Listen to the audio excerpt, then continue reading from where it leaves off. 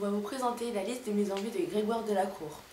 C'est l'histoire de Jocelyne. Elle avait une chance sur 1 million de tomber sur un homme avec qui elle se marierait et qui s'appellerait Jocelyn.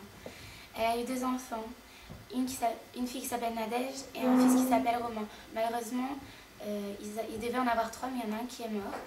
Et un jour, elle gagne au loto. Et comme ses enfants sont ingrats, elle n'a pas envie de leur donner de l'argent et elle le cache à tout le monde. Et en gros, elle va essayer de faire une liste de tout ce qu'elle a envie, des idées farfelues, des idées drôles, des idées insignifiantes, tout ce qui pourrait lui servir à être heureuse parce qu'elle ne l'est pas tellement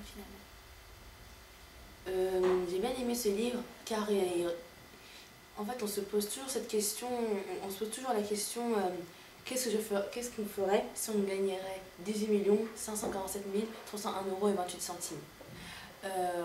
Moi je sais pas quoi répondre parce que sur le coup ça serait choquant d'abord, je sais pas quoi faire.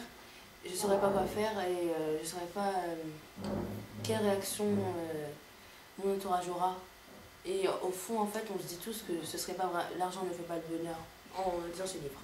Oui, mais bon, peut-être que l'argent il fait pas le bonheur, mais on n'a jamais dit qu'il faisait le malheur non plus.